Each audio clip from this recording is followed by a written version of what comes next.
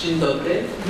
Good afternoon, everyone. I'm very, very honored to be here after many, many years of hearing about Poland and Warsaw and so on, to finally be here and just enjoying the absolutely delightful company of all of you and of your wonderful research presentations. This has been very enriching for me and I'm sure for all of my colleagues as well.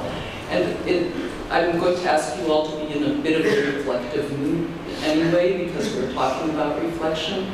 And in a sense, one of the main purposes of this presentation, which I conducted with two of my doctoral students who've since earned their PhDs, so there were all three of us professors, or at least in the PhD sense. We went ahead with this project asking the question, is teacher reflection, we know it's necessary, but is it sufficient to simply ask teachers to constantly reflect about their practices? And in the broader context of the study that this was conducted, I got 3 national grants for intensive teacher training for teachers of less commonly taught languages. In the United States, this includes Arabic, Chinese, and Turkish, among other languages. And these teachers the funding was essentially to enhance our capability in the United States for people speaking another language other than the more commonly taught languages.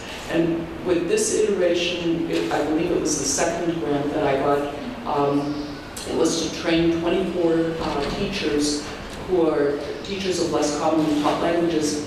Half of them were novice teachers who had never really taught, but these were their native languages, and then the other half had taught before.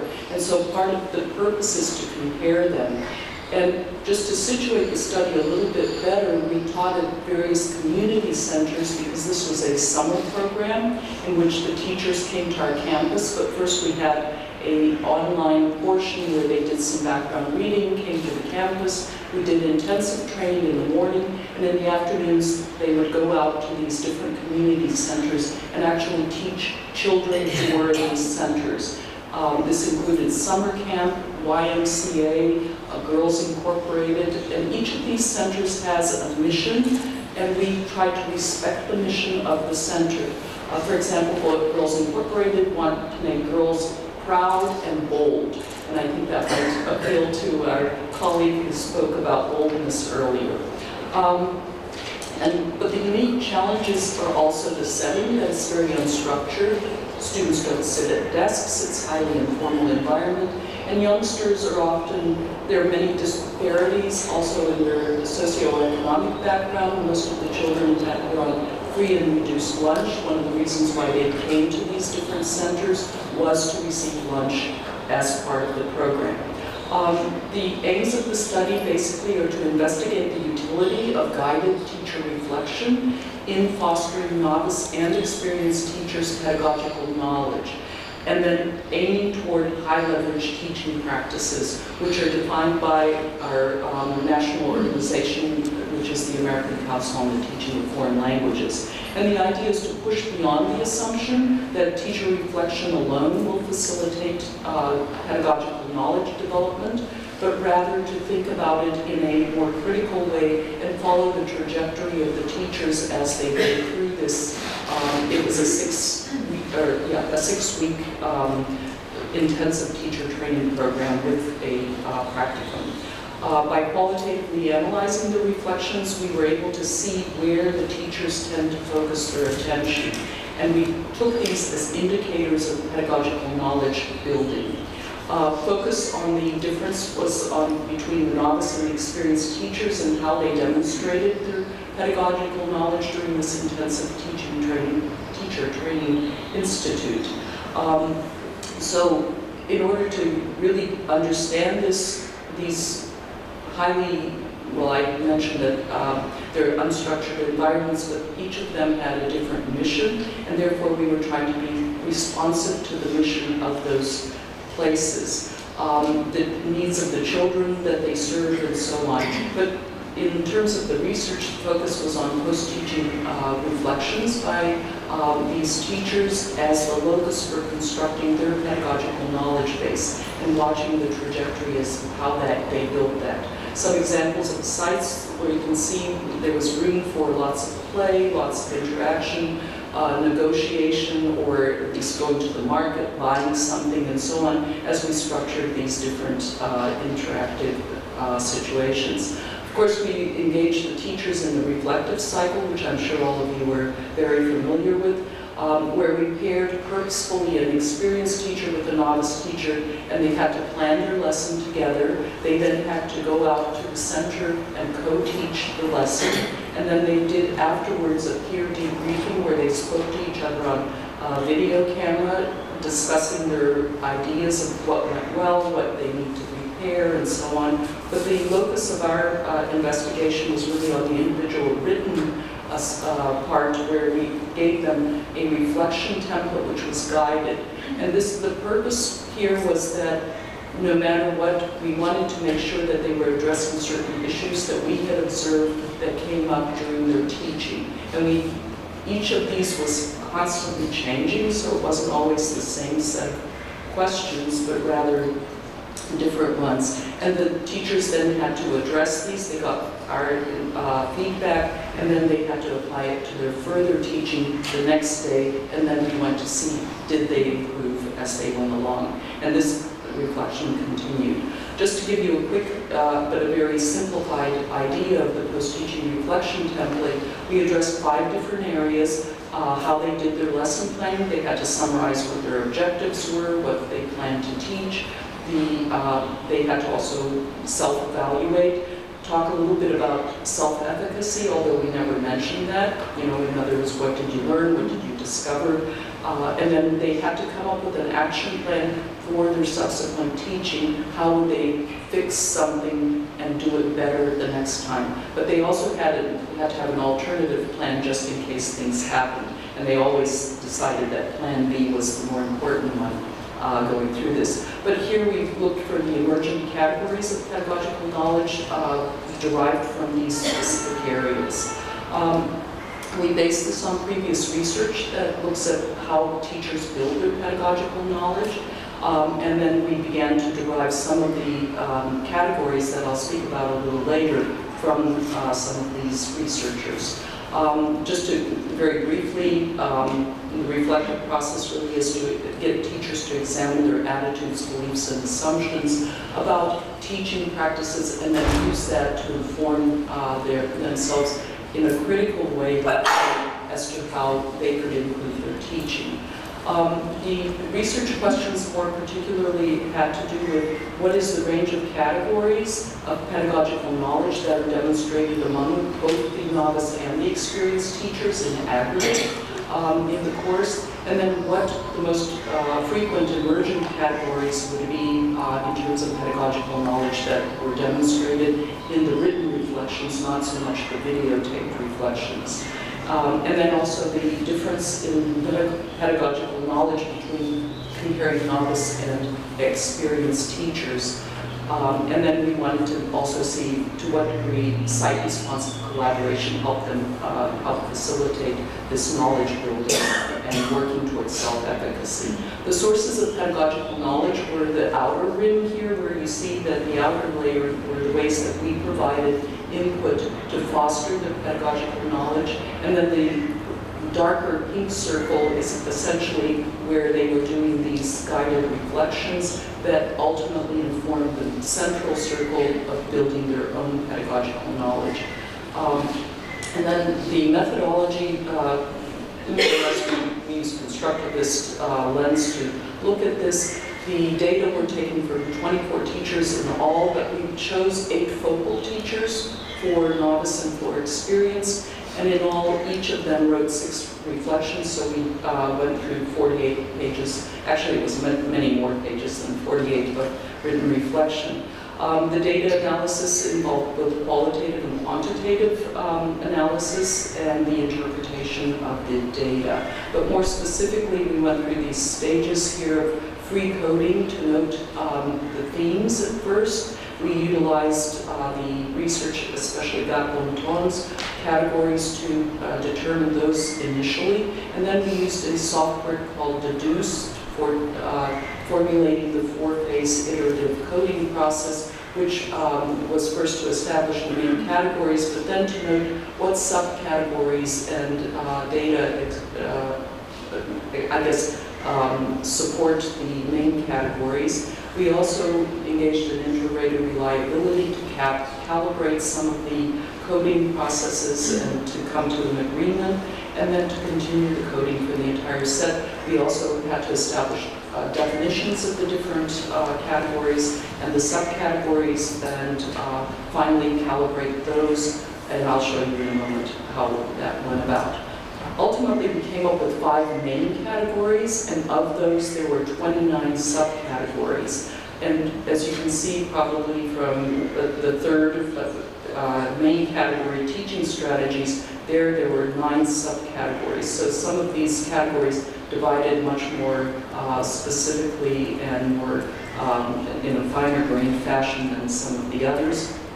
And here's just a sampling. This was of the, I believe, the 6th, 7th, and 8th category, such as classroom management, co-teaching, knowledge of students, and then we defined each one and put down representative samples of each from both the experienced teacher perspective and the novice perspective. The overall ranking here, as you can see, the proportions across categories, to see where the locus of the 2 highest and the lowest were. The highest basically is a frequency distribution that you can see perhaps a little better here, which represent the highest actually was self-efficacy, but student engagement were those were the 2 highest categories, and the lowest category was ongoing assessment or formative assessment, which I think at least resonates with one of our presenters in terms of what was derived from their data.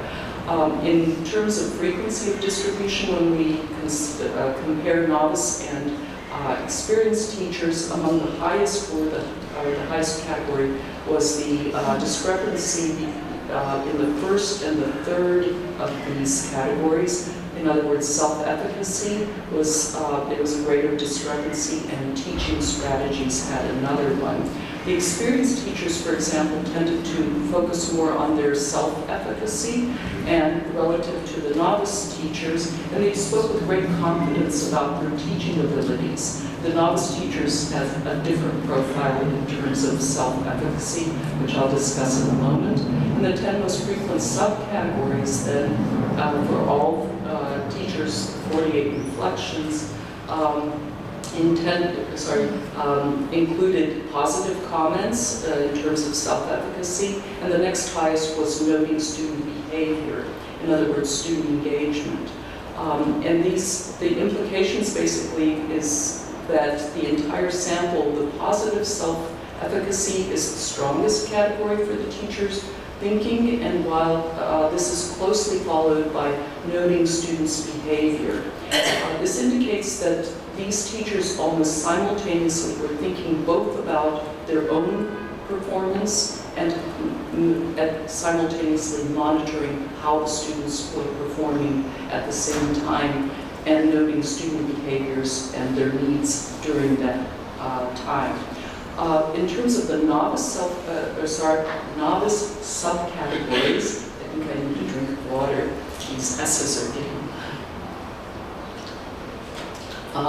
tend to, again, novice subcategories indicate that these novices tend to notice student behavior while making negative judgments about their own self-efficacy. As you can remember, the experienced teachers had more positive notations about themselves. In other words, they would say things that they missed out on, weren't cognizant of, and so on, whereas the experienced teachers had a much greater reliance on pointing out the things that they did well.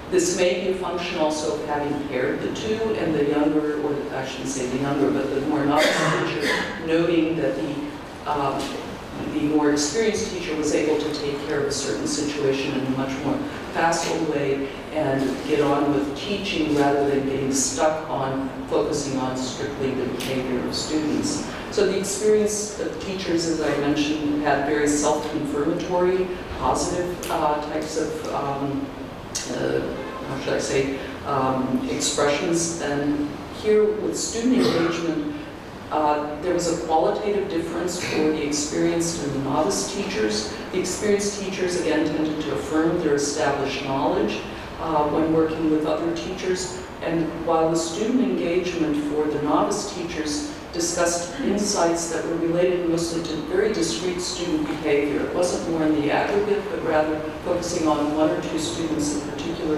and generalizing from that. Then there were further subcategories. The experienced teachers positively commented on their constructive ways that they dealt with self-repair, their own teaching strategies from their for the subsequent teaching. In other words, they were able to anticipate how they could further teach in a positive fashion. And then for the novice for the novice teachers, again, I mentioned noticing student behavior was the most frequent category, demonstrating that despite their own preparation, they felt that noting student behavior overrode the students' needs and students' use of the target language, which really was the thrust of what we were trying to do. So by focusing too much on behavior, they tended to not or lose focus of the primary goal of fostering student oral proficiency. So the focus wasn't so much on writing or reading, in other words, if you will, literacy skills, but rather spoken and communicative language ability that they were fostering. That wasn't the main focus, as you can see from the different categories here. By the way, grade simply represents the grade designation. That's the main category, and I'm looking here at the subcategories of noting student behavior and so on. Let's see, have I moved on or have I pressed the wrong button here? Okay. Both the novice and experienced teachers' attention was on, also did not tend to focus on ongoing assessment. As you can see, this percentages are quite low. And this was basically the least frequent category. And this was overridden by the concerns related to immediate need to address student behaviors, as I had mentioned, and engage in effective teaching strategies, basically at the cost of assessing the evidence of children's oral proficiency. Did I just say this? It sounds like I'm redundant. Sometimes statistics can be redundant. The most surprising finding basically was that experienced teachers did not feel a very strong need to deal with certain classroom management issues. For them, basically things like using attention grabbers, transitions, and modeling, and so on, they didn't write about it, and we believe that this was basically a non-issue. They had already dealt with it, they knew how to do it, and therefore we weren't finding very much in terms of their written reflection that was addressing these particular areas. And novice teachers may still have not perceived, and you can notice from their lower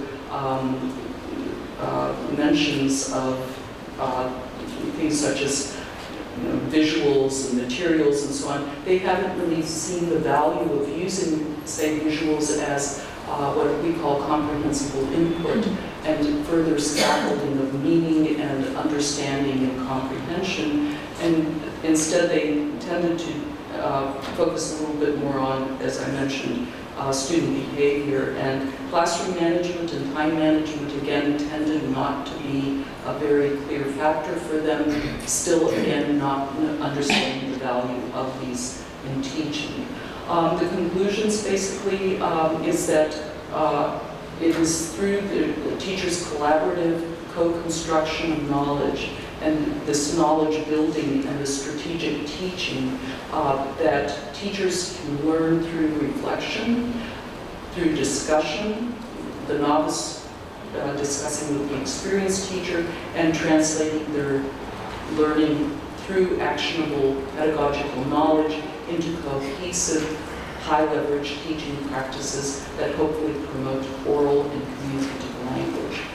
It was necessary to push their thinking. I believe, and we talked a lot about this, that simply asking teachers to reflect isn't enough. It's necessary, but I think that the more sufficient condition is when you focus on particular issues that come up in their teaching, you give it to them, and I can quickly show you an overview model of we've tried to pinpoint burden issues, as we call them, to put them into the reflections. We then gave them back to the teachers during our pedagogical morning sessions and asked them to figure out what solutions can you find to these issues, rather than telling them or pointing to the research literature. And we wanted them to start thinking in a very positive fashion about how they can solve that, and so the teacher participants themselves had to come up with their own solutions to these things. So generally the implications for teacher education have to do with the fact that both novice and experienced teachers seem to equally profit from this reflective cycle. And we believe that these assigned templates really did push their pedagogical knowledge towards more research-based kinds of understandings of what needs to be incorporated in their teaching. And then finally, that the co-teaching model helped them scaffold, especially for the novice teachers, scaffold them to think in more pedagogically valid ways and become more reflective about the kinds of things they need to focus on as they move forward. So thank you very much. I believe I'll just leave it there. I can give you other information too. Okay. Thank you.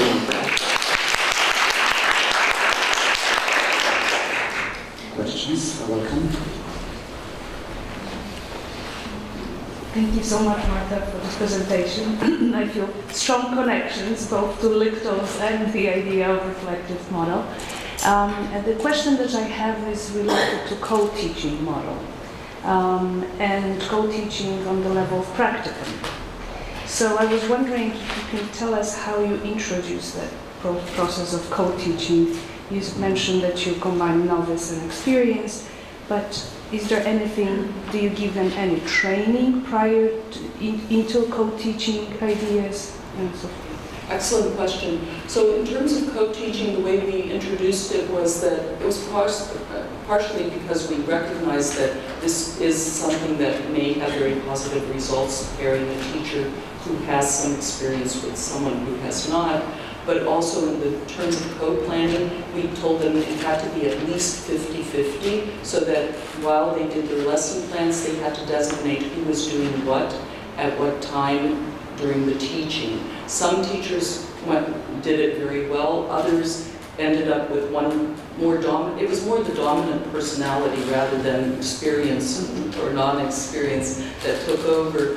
But we constantly calibrated that, pointing out to them, because we also videotaped them teaching, that you have to either hold back, or a way to support your teacher, the one who's doing most of the instruction, is by working with the students. And we modeled how they could work with the students to bring the students' attention more into the interactive mode. So that by doing that, the teachers themselves began to understand how they can be more supportive, either, if you will, as a teacher aide or as a co-teacher who then brings the children more into focus and engagement with the language itself.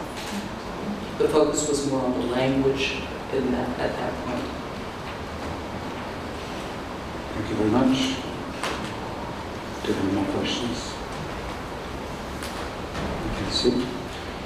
Then thank you once again. Thank you very much. Hello. I am Sarah Hurwitz, and I'm going to talk to you a little bit about special education today, so kind of following along you would perfect, after you perfect. So before we get too far along, I thought I would bring you up to date on the special education setting that we have in the US, so you know where I'm coming from. Because I think it's probably pretty different from the Polish system.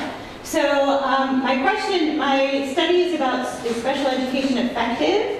This is a longitudinal examination of academic outcomes for students with disabilities. And I'm working on this study with colleagues in sociology.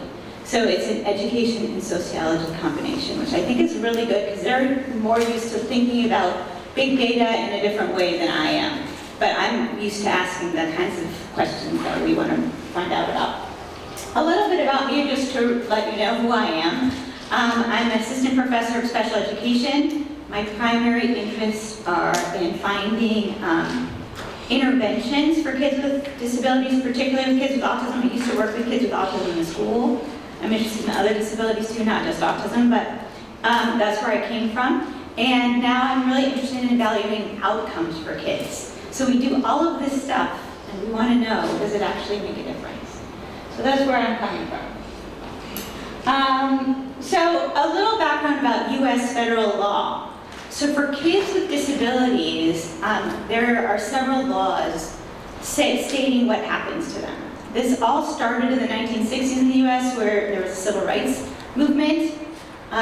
People really were clamoring for equality for all people, all races, all gender equality, and disability equality started to come out of that. People with disabilities wanted to be treated equally also. So the law in the US that was passed in 1975 is called Individuals with Disabilities Education Act, IDEA for short. And it entitles all kids with disabilities to go to their local schools with their brothers and sisters, with their neighbors, and get special education services in the least restrictive environment, which is supposed to be the general education classroom. So they're supposed to be served in a gen ed classroom. If they're not going to be in that classroom, they have to make a case for why they need a more self-contained class or more services. So that's the primary foundation for our system. So kids with special needs are in the gen ed classroom for as much of the day as they can handle. Okay? So in order to make that happen though, there are a lot of people who get involved, right? So you need your general education teacher, you need your special education teacher, you need your speech pathologist, all the people that you need to support. There's tons of people, social workers, you know, I'm sure you have the same kind of support people here. So we have a lot of people working for every kid with disabilities in our schools. But the question is, if we have so many support people, why don't the other research studies find that special education is effective? So that's my motivation for this question. I was one of those teachers in the schools. I knew that if you have a kid with autism who's in the gen ed classroom with no special ed supports, that they're not going to do as well as if some specialist who knows about autism comes and helps them, helps their teacher know how to adapt the curriculum for them, helps provide visual supports, helps give them all these other tools that they need, right? So how could it be that all that isn't impacting their academic outcomes? So that's what I was wondering about when we started this study. So the goal of the study is to find out, is special education effective in improving academic outcomes for students with disabilities? And to be more specific, if you take a kid with a disability, you leave them in the general education classroom without supports, what would happen to them? And then if you enroll them in special education and they get special education supports, what happens to them? So what's the difference between those two situations?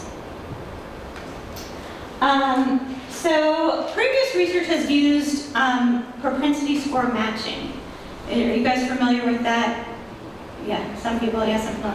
Okay, so, well, the best study design would be to have two groups.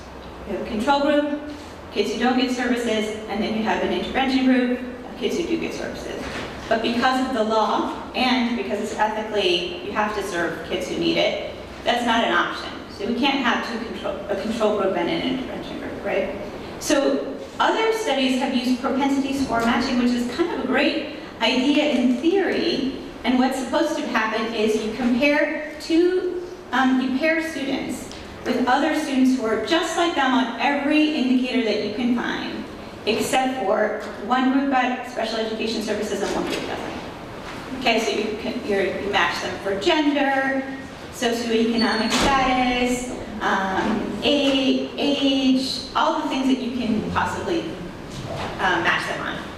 But one problem is, if you're getting special education services, you probably need to get special education. You probably have something that you can't measure it, it's not obvious, that's making you different from the other kid without.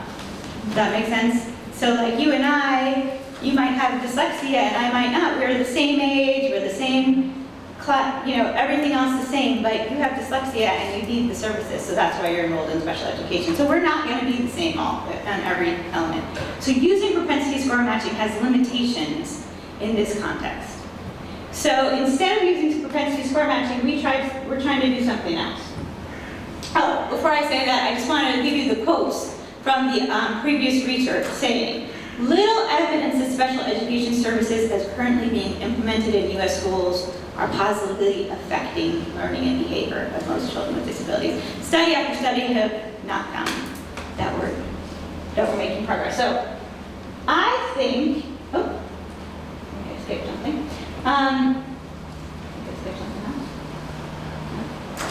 Sorry, don't get dizzy.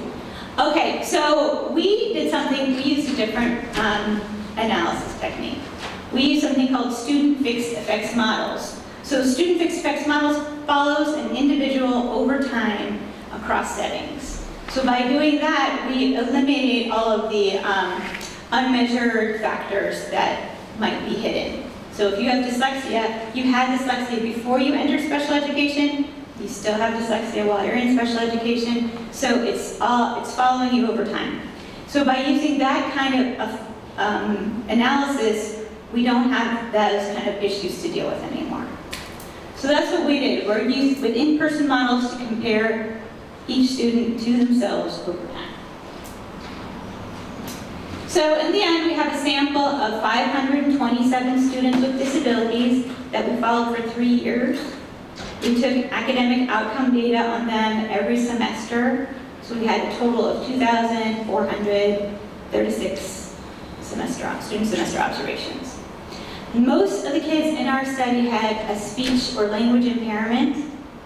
Some of them had an emotional behavior disorder or ADHD, other specific learning disabilities. But what do you not see in this graph here? What kinds of students? Can't hear you. What kinds of students are not listed there? What's that? Yeah, so you don't have autism. We had only a few kids with autism. What else do you not have?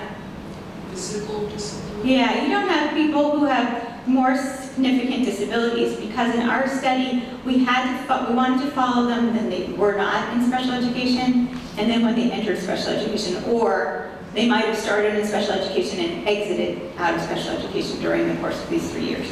So people who entered our study in special education and remained in the whole time had to be excluded from the study. So that's what we have in our study. This was taken from a U.S. urban school district. So there are quite a few minority students. About 50% of our sample were minority students, and about 66% got free and reduced lunch, which in the U.S. is a proxy for not having a lot of money. So if you qualify for free lunch, then you come from a lower income family. Okay. So we followed our students with disabilities for 3 years. I said all that. And our outcome measure is called the MAP. U.S. folks might know it. I don't know if you have it here. It's another name for it is NWEA. I think it's probably just a U.S. sample. Anyway, it's a computerized test that kids take every semester. You take one day is math, 1 day is reading, and the test adapts to how the student is doing and gives them harder questions if they need it, or easier questions if they need it, depending on how it's an adaptive test. So the MAP was our outcome measure. And it's given very frequently all across the country, so it's quite normed on a lot of kids.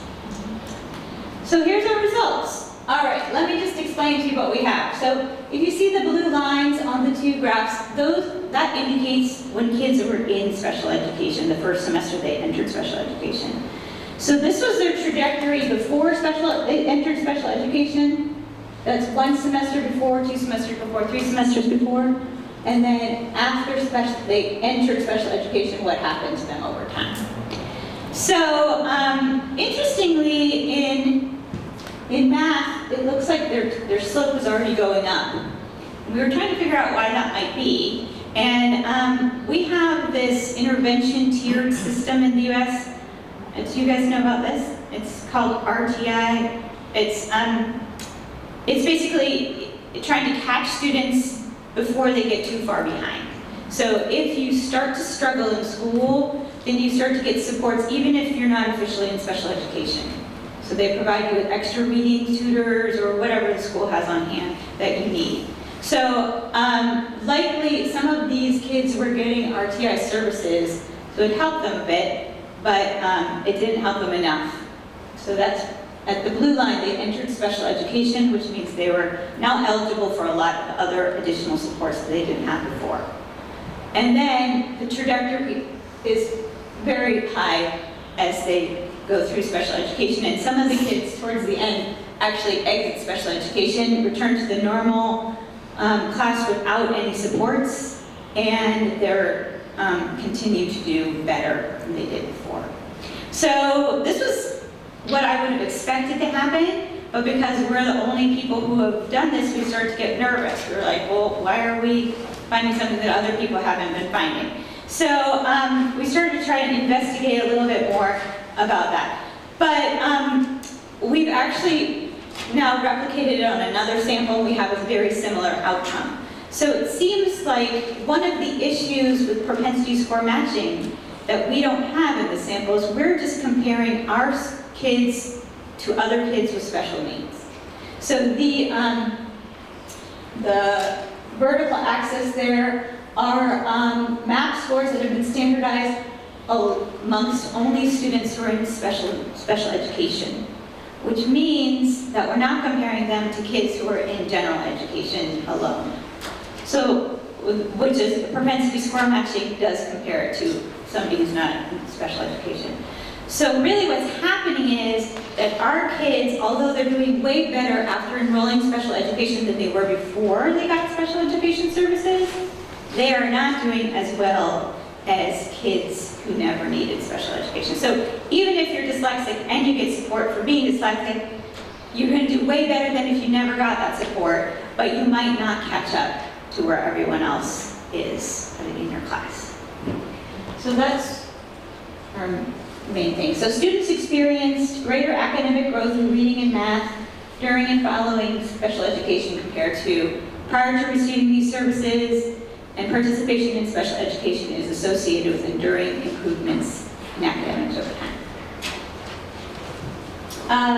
We have several limitations of our study, unfortunately. We need to extend our study to other kinds of populations and other kinds of school districts.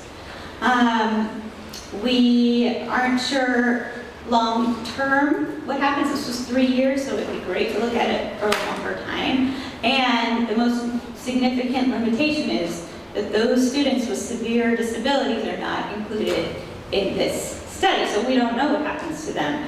The truth is there may be, I suspect they have a similar trajectory, but their academic outcomes might not even look that good because they have intellectual disabilities or significant disabilities of other kinds that might prevent them from even taking those tests. I don't know. So we might have to find a different way of measuring outcomes for those kind of kids than this standardized math and reading. So that's another one that I would like to explore further. But the impetus for this was to find out whether the US is doing a good job following the law, and whether all the time and effort that teachers are putting into giving services for kids with special ed, for special needs, is paying off. So I feel like I can say yes, in fact. My experience and the experience of all these teachers and all these people who are working so hard for the students is actually worthwhile academically, at least for this group of this kind of kid. Not to say that services couldn't become better. Some schools don't do a very good job. Some schools do better than others. Some kids end up getting great teachers and some kids don't. So, of course, things can be improved, but at least we're doing what the law mandates us to do, which is provide them supports in the homeschool that helps them academically. Questions? Yeah.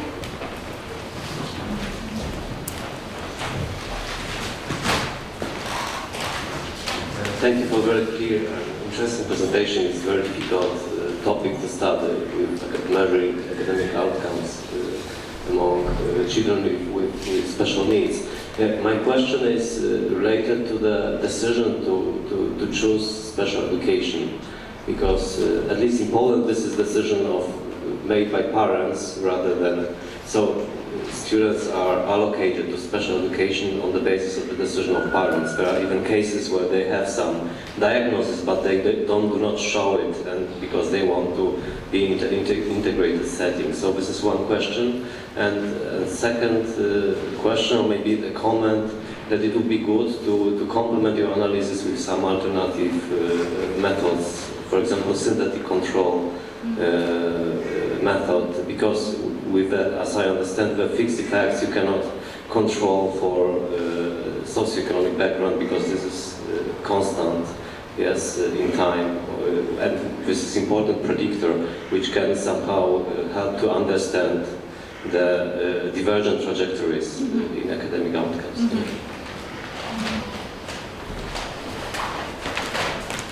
Thank you for that suggestion. I read that. But in the U.S., I think in the past, it was more like it is here as far as getting diagnosed. You might get you might not want your child to have a diagnosis because you think it will taint their future. But I don't think that's very common anymore in the U.S. because if your child is struggling, you want them to get help. And they can get the help in the normal school, in the normal classroom. So I think that helps alleviate some of those issues. And then, although it's not entirely true, I think a lot of people actually prefer their kids to have the diagnosis now than not to get the services they need.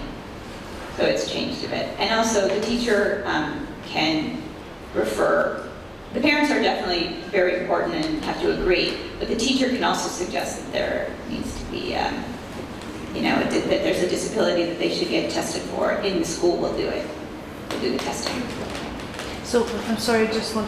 So if the parents do not want their children to be diagnosed, does the teacher have the right of suggesting further diagnosis despite the parents' opinion and suggestion?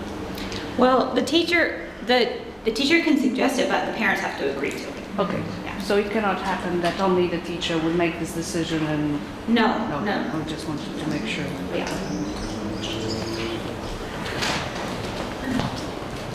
So I wanted to continue this topic because I wanted to make sure, what do you mean by special education? Is it only special schools or also support in a general school? Can I? It's because as far as I know, I'm not up to date with the research on the effects, but as far as I know, in the discussions about education for children with special needs, at least in Poland, we go from special education to integrative education and now to inclusive education, where we try to make the general education inclusive for everyone. So, and I understood that your point of departure was that the special schools are this. So, can you elaborate? Yeah, sorry about that. So in the U.S., special education is an umbrella term for all of that. So but the law says you should be inclusive education is the first step. So if you get diagnosed with a disability, you enroll in special education services, you're supposed to be in the inclusive classroom for as much of the day as you can be. So they won't pull you out unless you need to be pulled out for extra services, and you only are moved to a self-contained classroom if you require those kinds of services. So the vast majority of kids are in the general education inclusive classroom for 70% of the day or more. So most of these kids would have been getting maybe like an hour a day of resource room, go into a room for an hour. I don't know, well, they're all different, but it's kind of like you're in your general education classroom, and then 1 hour a day you get special services for what you need, and then the teacher might consult with a special education teacher for some other things in the regular classroom. So, and very few people get pulled out to a separate school anymore. We try not to do that. I have a question also about this external validity. Of the research you mentioned that one of the limitations is that we cannot include those people with most severe disabilities. I think there might be also some problem with the ones with the very light disabilities, because using fixed effects as a method means that you can only include people that moved from the Right. like standard school to the special education, and which means you might have the auto selection of students and parents that maybe in the beginning they believe they can do it well in standard school, and they realize it's not working. So there isn't this. I mean, the distribution is cut not only from one side, but maybe also from another. You know what I mean? This is your result may be valid for a very specific group of students and parents. I think that could be, but in comparison, it's the same group of kids who would be in the propensity score matching setting, because they needed to match with somebody. They need to be matched with somebody just like them intellectually. So we're talking about the same pool of kids, and their studies don't find that special education was effective, and our studies do. So basically what we can say confidently is that for these kids, not getting any services is not as good as getting services. But we don't know. Some of them are more severe than others, but I see your point. These are not the most severe kids. These are the more common cases, like they're much higher incidence disabilities. Learning disabilities are a high incidence disability. Behavioral issues are high incidence versus intellectual disability or even autism is a relatively low incidence disability. So there are fewer percentage of kids in special ed with those disabilities. Thank you. Thank you very much. I think we have reached our last coffee break. So thanks once again for the great presentation.